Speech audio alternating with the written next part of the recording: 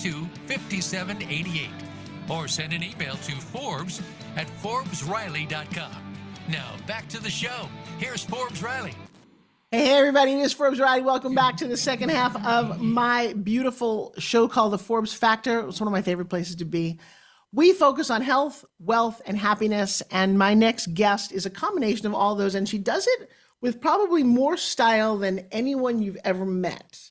There's something I'm going to fangirl on her. I admire her style, her sensibility, her integrity, and the fact that she's willing to sit on a bicycle for I don't know how many miles with her husband. She's a crazy, wacky, wonderful, amazing friend. Please welcome to the stage, Lady JB Owen. So delighted to be here. Thank you, my gorgeous. Right back at you. You are amazing. I got a fangirl crush on you also. I think I need, when we get together, I may have to do my hair this. I've never gone vertical. I think that's an interesting thing as I'm looking at you. Are you naturally blonde? Is that just happening? Girl, some people are born to be blonde and some people are born blonde. You know what, but you are, here's the thing. You just it looks like you have this, my ex-husband's got white hair, like white. He's always been that blonde. You always look like it's just, as far as I'm concerned, you are blonde from the inside out, but you've got the smart blonde. That's what makes her so unusual.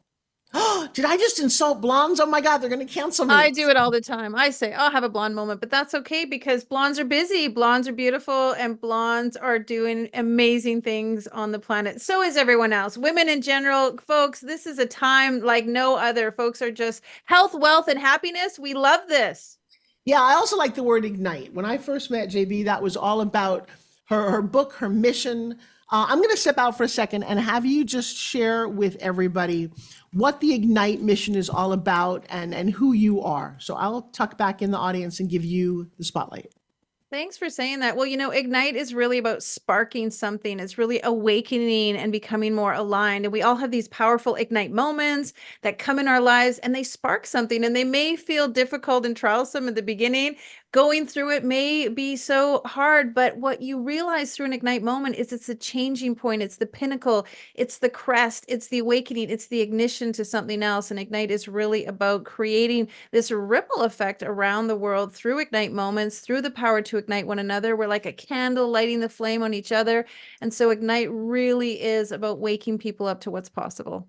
But you do it in a variety of ways, because if you're looking at the visual, if you're on YouTube or you're on my Facebook, you will see Ignite wallpaper. You'll see books that she's done. You'll see book covers. There's a style and an energy about you. Talk to me. Let's go back for a second. There's a lady in front of your name. What the heck does that mean? Well, I've been so blessed to be knighted by the Royal House of Constantine the Great and St. Helen through Spain for my humanitarian work, because one day I realized I wanted someone to be igniting humanity. After COVID, my kids were suffering a lot. Everybody was just feeling that what's next feeling. And I really felt like, wow, we need to be igniting humanity. We need to be making people believe what's possible. What's our future? I did some research. Who's igniting humanity? Nobody was doing it. I kind of got ticked off. I'm like, why is nobody igniting humanity? And of course, the lightning bolt struck me. God said, you shouldn't complain about it. Go do something about it. And so it turned out to be my mission. Isn't that crazy? How long ago was that? That was like 2 years ago, just after COVID. And so from then on, well, igniting humanity became so important. But Ignite has been around for almost, we're going on 6-7 years now, Ignite Publishing. But igniting humanity really started about 2 years ago when I thought, who's igniting humanity? I decided to go meet the Dalai Lama. He's igniting humanity, of course, talking with Les Brown, meeting people like yourself, just partnering, locking arms, chatting with people. How do we ignite humanity? And really, it is through literacy, it's through compassion, it's through empathy, it's through understanding. And now it's just really become my mission. But of course, you know how we ignite humanity, Forbes, in my opinion, is storytelling. We tell and share authentic, real life stories of success, of wellness, of happiness, of health, of wealth, of perseverance, dedication, devotion. And when people hear stories like that, they feel ignited, they feel connected, they feel closer. And that creates this sense of community, and that's going to ignite humanity. Now, you have a publishing company. Talk about that. Well, I went through my own dark night of the soul, obviously. I hid under my ball cap for about 2 years. I didn't want anybody to know that I was involved in domestic violence, and I had got involved with somebody that was suffering from their own addiction. And I lived small for a long time because of that. Shame, blame, fear, worry. Didn't want anyone else to know until the day I decided to share the story with somebody. And so conveniently, she was going through the same thing. And it awakened me and ignited in me the knowledge that it's not hiding our stories and hiding in shame. It's in sharing our stories and using that as a platform to push us forward, to make us more committed to helping others. And so that really was the spark that lit the whole Ignite company. I got a few other women who were going through the same situation to tell their stories. We published our first book with 35 amazing authors. And today, well, this next week, when you're at the event, we'll be publishing our 24th compilation book, 750 authors going through Ignite, talking about their Ignite moments. Dang. Oh my gosh. All right. So I am heading out to Vegas. I was just in Vegas, but I'm flying all the way back from Florida because I love you. And I love, so well, I love grateful. your mission. You know, I've met millions of people, literally millions in my time, or I've spoken in front of that many. And when you meet someone who's just vibrates the way you do, you know it and you feel it immediately. I was talking with my daughter about having you sit at our kitchen table, and we were just talking about you yesterday. I don't let a whole lot of people into my inner circle, into my world. There's only so many hours in the day, and you are one of those very special people. And I am coming out to see you for the Gatherama. Tell us, everybody, about what's going on next week in Las Vegas. So excited. May 16th and 17th, doing Ignite Gatherama. And why are we doing that? Well, because we haven't been able to get together for a while. We haven't been have the freedom to gather since COVID. And so many of our authors are teachers, coaches, trainers, speakers, entrepreneurs, thought leaders.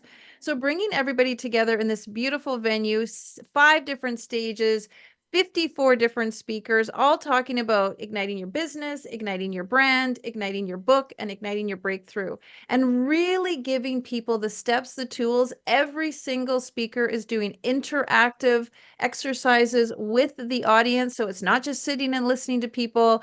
And then it's filled with fun and network and surprises and gifts and all kinds of things that JB likes to give out. And so we're so excited that you're coming. You know, I just think that's extraordinary. What do you tell a young female entrepreneur who's just starting out? There's no such thing as no. Oh, I like that. Okay. In my world, no, that's interesting. I've taken that and I flip no on its side to be NO, never ending opportunity. But I love that. Amen. So, yeah. But I say the same thing. No is new opportunity or next option. But now, how did you come to that? Well, I grew up in a scenario where everyone was saying no to me. I grew up in a small town. I was a woman. I was a girl. I started my first business when I was 9. Everyone said, no, it's not possible. No, you can't cycle across Canada. No, you can't start that business. No, you can't build that house. No, Stop. You cannot just say that. No, you cannot just cycle across Canada. Well, I'm sorry. What does that mean? So during COVID, I gained 16 pounds sitting, sheltering in, and turning 50. And I thought, this is not how I want my life to look. And I happened to have a tandem bike sitting on the wall in the garage collecting cobwebs. I said to my husband, we are going to cycle across Canada. They cannot force us to stay in our home. They cannot make us be indoors. And I'm going to go to the Parliament building and talk about it. And so fascinating, Forbes, because we weren't planning to go to the Parliament buildings. We were planning to cycle across Canada. But when we got to the Atlantic coast, we were locked out because of COVID. The police literally had a barricade. We couldn't enter New Brunswick. And so we stood there in tears. Like, our whole dream was to cycle. We were cycling 150 kilometers a day in the rain, in the everything. And we had to turn around. And so we cycled back to the Parliament buildings. We're like, we're going to go to Parliament. It'll be a great, end to our day, end to our 56 days on the bike.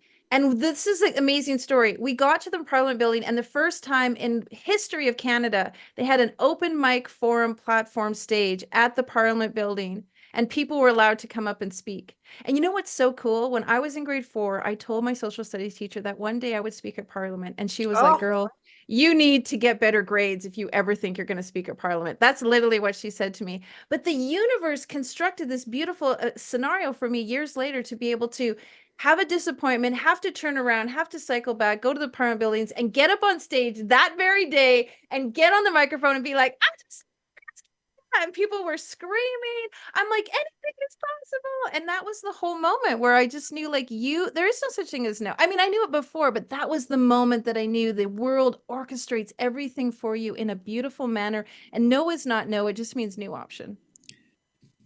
Phew. Tell us about your current husband. Well, I'm so blessed. Peter and I met in Barcelona a few years ago. I had taken my kids out of school to do a year of charity work. We traveled 12 countries in 12 months to do charity work. And I met him in Barcelona at a World School event. It was just a very, unique opportunity. We were at an event together and he had his 2 kids and he was a single dad for 6 years. I've been a single mom for 3 years. And yeah, the universe totally brought us together because I had lost my Airbnb due to a water leak and I was looking for a roommate and someone to roommate with. And the universe on my Facebook popped up this gentleman who was coming to Barcelona for the same event as me with his 2 kids and was looking for a roommate. And I said, oh, okay, I'll roommate with you. And there we are here, married 7 years later. It's such a, you guys hear, she sounds like I do. She vibrates like I do. I just love the energy, the way you share your stories, and it's just so passionate and wonderful. And how are all the kids? Kids are great, fantastic. We got one left at home, just on her way out the door, 2 more years of high school. So the truth is, I'm so blessed because every single day I get to work with individuals who are wanting to up level. They're wanting to step into their next evolution. They're wanting to be in that greatness that they absolutely is within them, but somewhere along the line, someone told them it wasn't possible. They couldn't do it. They're not good enough. They're not smart enough. They don't know how to do it. And so Ignite really is more of a transformational haven than it really is a publishing company because we take our authors through this great journey where they learn how to write their story. We publish them, we market them, we support them, we do it in a group manner, very, very supportive and communicative because writing can be very lonely. And we show them what's possible in their lives. And what we do is we help them redesign and redefine their past because we all know, and I love to say this, our past does not define us. Instead, it refines us. And we all have things in our past where we assign a meaning to, and we go through our lives following that meaning. And when we write about it and we redefine it and we look at it again at a different perspective, we then realize that that isn't really what it really was. Actually, I'm not what I thought I was. It isn't what that person said. I can do this. And they get the superhero cape on around their neck and they can just absolutely soar. And they use their story to help other people. So it's a triple win of support for people in so many ways. So many people have a story inside of them, and they will come to me and they will say, oh, I want to write a book, and they never do. What do you say to those people? Every single person on the planet has a story, from the man on the street to the man in the Taj Mahal. We all have a story, and every single person can write the story. The thing is, we're all programmed from the red pencil of our grade 3 teacher who our grade 3 teacher was not helping us write a story. What our grade 3 teacher was doing was correcting our mistakes. But we got imprinted in this idea that we made mistakes and therefore we weren't good enough. And so we stopped writing, we stopped imagining, we stopped creating because of the red pencil, or because someone said it wasn't good enough, or because we have dyslexia, or because we don't know how to spell, or whatever the case may be. But telling your story is this journey that you go under where you help people move forward in their own lives. And spelling and grammar is so easy. And we can do that. Our team does that. But you have a story that no one else has been through. No one else has your experience, and no one else has the wisdom that you have. That's the gem of the story, the blessings and the lessons that you gain that you can impart on someone else. That's the power of storytelling. That's why we all sat around the campfire and listened to stories, is because we wanted to evolve because of the story. Now, the whole concept of books, compilation books, ebooks, books being banned, the whole world of books, what trends are happening nowadays in terms of book publishing, do you think? Well, interestingly enough, during COVID, books became people's best friend because they were isolated. So books became very close to people. We all have a book in our mind that we know was the book that changed us, that shifted us, that woke us up. Mine was Og Mandino's Greatest Salesman Mine Ever. was too. Oh my What God, I didn't know love. that about you. I have like 18 Right? copies of it. Oh my gosh. Read that book when I was 17, changed my life. And What? it's interesting. Absolutely. My mom has a book. Every single person she read Atlas Shroud, the My daughter gave me The Alchemist. I mean, every single person has a book that just is like lifts the lid for them, pops open the walnut shell, and makes them realize it's possible. Imagine if you could be the writer for that person and change everything for them. That's Oh, to I me love what's so that. possible. That's so possible. And when you have a desire to write, it's because someone is calling out into the universe, asking for your book to be made, asking for you to tell your story, because your story is the solution to their problem. That's why it's so important for me when people say, oh, I think I really want to write. It's like, yes, you must, because someone needs to hear what you have to say. Okay, I love this. I'm going to take this into what I'm doing. Someone needs to hear what you're going to say because I'm working on two books right now that have just been a little bit of a hurdle time-wise. And if I could keep remembering every day that someone needs to read this. I was just watching in the gym the other day, Bruce Almighty. Remember that with Jim Fish, Yes. where he becomes God and he's doing all these things very selfishly and he's living his best life. And then he starts hearing these voices. And what God tells him is you're hearing prayers. And he starts to answer all of these prayers because that's what, people need from him. It's not about what he wanted. And I'm reminded that's exactly what you just said, Yeah. that you've gone through these circumstances and other people need to hear the lessons that you've learned. Compilation book versus your own book, pros and cons. Well, a compilation book is a great stepping stone. It's really a place for you to break some of the glass ceiling of what you'd think you can't do. It's for you to find out what is possible. The best thing about doing an Ignite compilation book is it's a personal story. A lot of people will write their first book and a little TMI of their personal story into their solo book. They want to write a book about parenting, but a little bit too much of their divorce because it's their personal story gets injected into their book. So when you have that story, the one that's like really sitting right here in the tightness of your throat, you really want that personal connection. You really need to share. It's so great to do a compilation book to share your story. You get it out into the world. You start creating yourself as an author. You go bestseller with a team of people. And the thing is, it helps your solo book. It accentuates your solo book. And now you've learned the things that you didn't know you didn't know. And so you're better with your solo book. And of course, our authors all work with our editors one-on-one. So now they're adapting their skills. And just like you working out in the gym, honey, writing is a muscle. You have to work it. You have to work it to make it work for you. Oh God, I don't want to have to work on another muscle. Oh, I'm excited to see you. And you know what's great about this is that we are having a gala. We're going to take a break in just a couple minutes. I don't know. I know you're pressed for time. If you can come back and join us after the break, that would be cool. I'd love to have you. If not, we Yes. understand. I have a couple of gowns upstairs that stopped fitting. And again, I go back to myself in January when I was probably my heaviest I've been since being pregnant. And I wasn't really acknowledging it. And they weren't fitting. Well, guess what I'm going to wear? I've got some things I can finally fit back into. And girlfriend, you get to experience that. All right, we got. I know. We got 60 seconds to my first break, my second break. You guys, this is what a great conversation. We're talking about health, wealth, and happiness. If you do want a book published, though, JB is a great resource.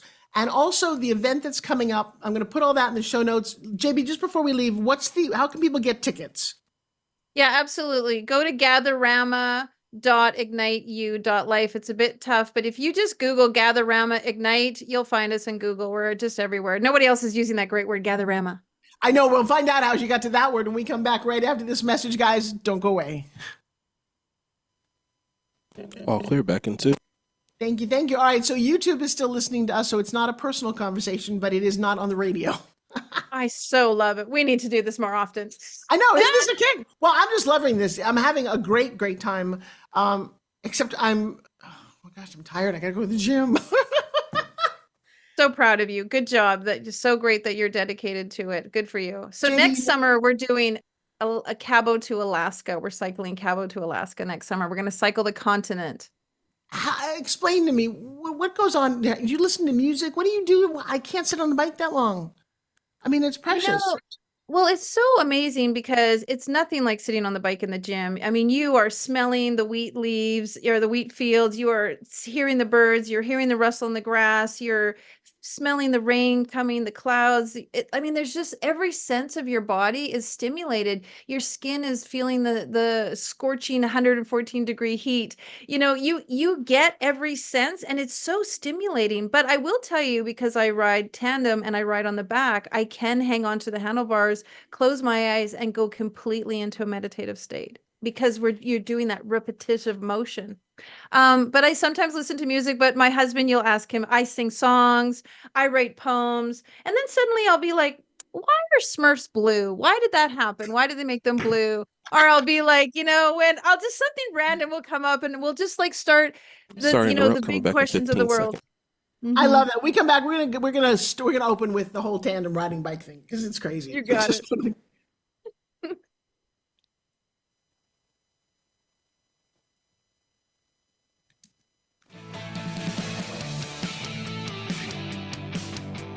You are listening to the Forbes Factor. To call in with a question or comment, please call 1-866-472-5788. That's 1-866-472-5788. Or send an email to Forbes@ForbesRiley.com. Now, back to the show. Here's Forbes Riley. Well, welcome back. It's just a delight to have my guest and my dear friend, Lady JB Owen.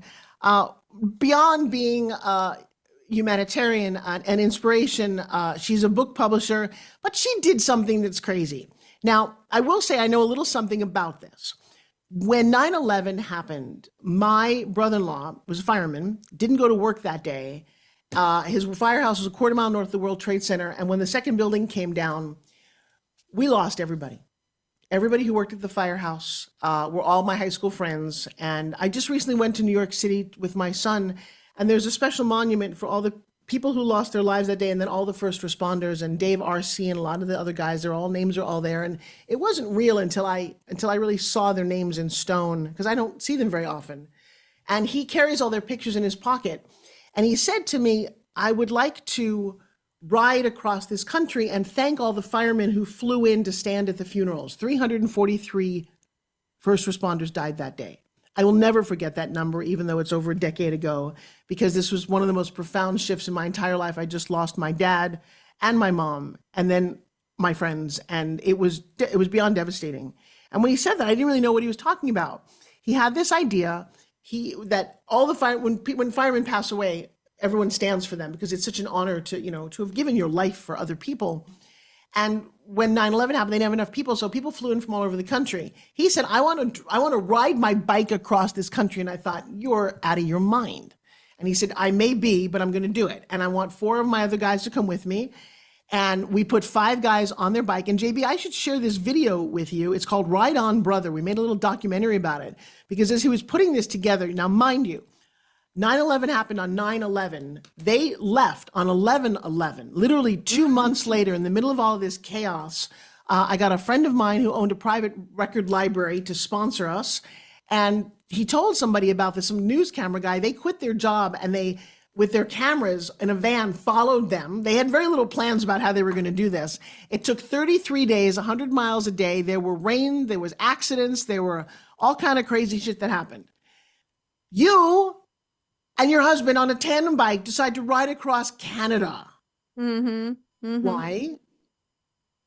Well, similar. I mean, when COVID hit, I was just like, you know what? It's terrible. My kids were so negative. My kids felt they were all high school students. They were all like, "What's the point? What's the future have? What are we gonna do? Why should I even try?" I mean, it was really, really scary the first few. In Canada, we were sheltered in for almost 2 years. And I just thought, like, we have to wake people up that anything is possible. You can have an idea, get up off the couch, not really know what you're going to do, and go after it 1 foot after the other.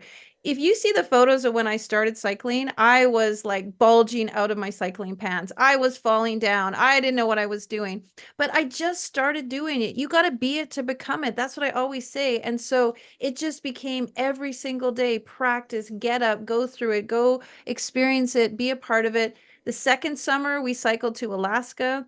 The third summer, we cycled across Canada. And last summer, we cycled Canada to Mexico. At the hottest summer on record history, we cycled through Arizona, through the Cabo, through the Baja Peninsula, all because of this passion to wake people up of what is possible and to make them realize that if you want to build a school, you want to build a brand, you want to build a business, you want to create an NGO, you want to do something to make a difference, you can just do it. You just do it.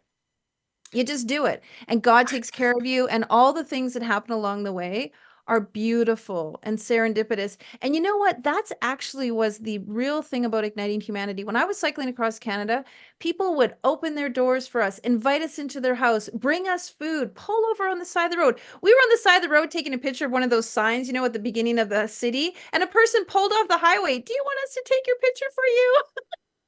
I love My that. husband was like, oh, in Canada, only in Canada. We had people stop in the grocery store, stop us in the parking lots, give us money, walk up to us, buy us food, offer us food, invite us into their house. That was just a testament to how good people are and how incredible humanity is. And since we cycled 4 times. We've been in the ditch. People have helped us. We've been lost. People have, come and got us. We've been stopped on the side of the road and people just pull over, literally stopped on the side of the road, just like fixing our seat because it's too low, or, tying up fixing our shoe, and people pull over. Do you need help? Are you guys okay? Fascinating, incredible. It's beautiful. Okay, logistically, as I'm in this diet, I have to use a very positive word, diet workout wonderland that I'm in. Give me some details on how you do this, because I'm fascinated. Do you have somebody where do you sleep and what do you eat? Yeah, so for 3 years, we were sponsored by Fraser Way RV, and they sponsored us with an RV. And then last year we bought our own RV. So we have an RV that we have a driver and someone who helps us with our food. And so this is our day. We wake up about 4:30. I go for a run and do my morning exercise and my meditation. Yes, I run before I cycle. And then I have breakfast. So we're on the bike, as minute the light comes up, you can see the light on the horizon, we start cycling. We'll cycle about 40 to 60 kilometers. Our RV driver will pass us. We'll give them the signal. All is good. Please stop. Got to go to the bathroom. And then we will meet up, and then they will go past us and stop for lunch, make us our lunch. We'll cycle up to them, have lunch, have a quick break. And then we're back on the bike. They'll pass us again and meet for dinner. We'll cycle again and then meet for dinner, meet for the end of the day, and then we'll sleep. What are you eating? Tofu, lettuce, beans, rice, tuna, everything. Eating really healthy, eating good food, like nothing packaged, nothing. I mean, we eat really good. I mean, we just eat healthy. Here's this amazing thing. Your body is so smart. As soon as you start using up calories, your body wants calories, but it wants good stuff. I am like insatiable for broccoli. I can't wait to have almonds. I will cycle and sing like almonds, avocados, because I know in like 110 kilometers, I'm getting avocado. I mean, your body wants the good stuff. I know, trust me, I'm there. I'm not suffering at all, and I've had mostly protein, vegetables, water, no carbs, nothing stupid. And it was my birthday. I had 2 or 3 birthday cakes brought to me after dinner, and I looked at them and I blew out the candle and we had a great time. And I did something that I noticed a friend of mine would do. I distracted people so they didn't know that I didn't eat the cake. I didn't want to be rude and make a big deal. Oh, I can't have cake. I'm on a diet. That's what so many people do. It's like, no, oh, thank you so much. That's delicious. And I would keep talking, cut it up, and the next thing you know, it was gone, and nobody noticed that I didn't have any. I didn't want any. And I had a philosophy that nothing tastes as good as fit feels. Amen. And I will tell you what's interesting, and hopefully JB and I talked to my family about this. I will get to spend some time with this amazing woman, because I'm not intimately around people who think the way I do. I will tell you, except for Joshua, I live with a top world-class bodybuilder. And for the last 6 years, didn't take much advantage of that in food. I mean, I always ate kind of okay, but he reminded me that I have a couple of downfalls. I guess I haven't thought about this in a while, but I would eat my spinach pie, which has phyllo dough, or I would eat my whatever. And again, I thought because he was eating healthy, so was I. Well, maybe I wasn't 100%. Now I am. Now I literally eat what he eats, and I eat every couple of hours, and I am making the protein shakes, and I'm like, I don't miss anything. Mm-mm. In fact, I have to remember to eat, because sometimes I'm just now so excited and busy that I'm drinking my water, but I like, ooh, you have to eat more food. You're like, wait, I'm working and losing weight and I have to eat more food? That's an exciting thing. Like literally all that. But wait a second. You said you run before you cycle. What is wrong with you? Well, I love to run. I tap, I run, I just put my music on. I mean, I do my sit-ups. I mean, the thing about cycling, as powerful as it is, you're really using the same muscles over and over again. So running helps just my muscles get a little bit of diversity. I need to do my stretching. I need to do yoga. You Tapping need is to really take, good. did you take your spin gym with you? I did this year, Spin Gyms went to Mexico with us. Hello, I That, will tell you, oh, you will laugh your ass off. Excuse my language, because I have no ass left. I don't have anything left to laugh. I put my armbands on my handlebars, and I do Oh, like yeah. all my arm exercises with my bands while I'm on the back of the bike, and people just laugh because it's so funny. You're going to see two hot bodies. I'll tell you what, it's funny because I was in Greece 2.5 years ago. And I guess during COVID, I didn't eat a whole lot of food. I wasn't incredibly fit, but I was thin enough that I bought this bathing suit. And my daughter, who was at 17, gorgeous, and I wore the same kind of goofy bathing suit. I And saw I'm that thinking, photo. I know, right? That looked pretty good, surprisingly enough. But I am Great. skinny fat. I'm soft in that, and I can see that. Next photo is going to be kind of interesting when I do this bikini next. I love the fact that you got to experience the people of Canada, and obviously up and down between here and do you go down California when you go Canada, Mexico? No, we went through Montana, Wyoming, all through Arizona, because we live in the center of Canada. Got it. But you know what I want to say is that's the thing about having a goal. And you know what's so great about cycling and any goal that you have is you have to be willing to pivot. You have to be willing to go with the roadblocks, the obstacles, the pitfalls, the bumps, because all of those actually add to the experience. And we have a plan of where we're headed to, but every single day we meet somebody, we see something, there's a attraction, a waterfall, somewhere we can go hiking, we bump into somebody, we see another cyclist, and the whole situation just turns into this serendipitous, allow life to unfold. And it's the most gracious, gorgeous thing ever, because all of those things lead to something so fantastic and amazing when we're not so rigid about how it has to look and how it has to turn out. Have the goal in mind, know where you're headed, have the end destination, but really enjoy the journey. And I'll tell you, my first cycle ride taught me this. 197 kilometers short of our 5,000 kilometers, I literally told Peter, stop the bike. He's like, what's wrong? I'm like, you know what? We can go home. We could go home right now. I feel so happy. I feel so content. I feel so fulfilled, so blessed, so thankful, so humble, so proud of myself, so full of every single emotion that I wanted to have, that the finish line didn't really matter. Now, of course, we got there because that's my personality. But what I realized, which was so awesome, was that it's the feelings that drive the desire to the goal far more than the end result. And we've seen people who have won things, won Oscars, won awards, been Olympians, and they're still not happy. It's because they didn't get the feeling they were looking for. And so, folks, if you have the wealth, health, and happiness desire, go for the emotions that you want from that experience, because that will get you up every day. Amen. I will tell you, I'm experiencing, it's been 47 days. I'm in my own little world over here of emotions and a roller coaster of things that I'm letting go of, crying in the gym, feeling all kinds of feelings that I hadn't thought about before. And I will tell you, JB is 100% right. Do something that just terrifies you and go do it anyway. JB, we're down to the last couple of minutes of our show. What is your thought? I'm going to give you the screen. What is your thought for the world? Well, I really want everybody to know that when you tell your story, you transform your life, because we all live within our story, either the skeletons in our closet or the worries or the fears or the I'm not good enough. But when you share that story, you share the steps that you took to get there and the person that you truly decided that you want to become, that really helps transform your life. And every single one of us has a beautiful story, and you have something magic in you. In fact, you were born magnificent, perfect, wonderful, absolutely amazing. And the world just wants to see that. And so when you have a desire to do something, go do it, go after it, go get it, and it will be yours. Absolutely.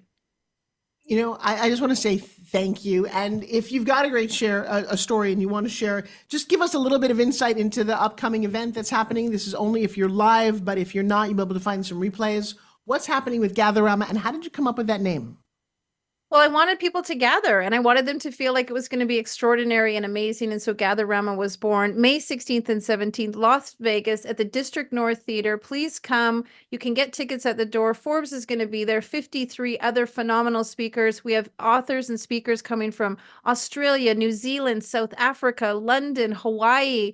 I mean, it's absolutely fantastic. And it's also, I'll give your audience a little secret. I'm giving away 3-day passes to our resort in Cabo for every single person that comes. It's a surprise. They won't even know it. They'll get it when they get there. Yes. Every single person who's coming gets a 3-day pass to our resort in Mexico. Okay, I'm just blown away. I've got 30 seconds left. I don't even understand this. How this is crazy. Give me the link so people can come. I gave and you join the us. yeah, absolutely. I'm giving everybody a voucher, and I don't say our resort. It's a resort that I belong to, but here is the link to the event. Super come. And there's a code there, PJ20. All your guests can have 20% off our attendance tickets. I love this. We're going to make sure all of that is promoted to everybody. Guys, we're at the very end of our show. I want to say thank you to JB, to Zena, to all my guests, and especially to you for taking the time to listen. Make sure that you share this with your friends and leave a review where you can. I know we're listened to on every platform. You're listening to the Forbes Factor, Health, Wealth, and Happiness. Till the next time, be good, be well, and I'll see you then. Bye, everybody. All clear. Great show. Thank you, Mr. Jordan. Oh, JB, this is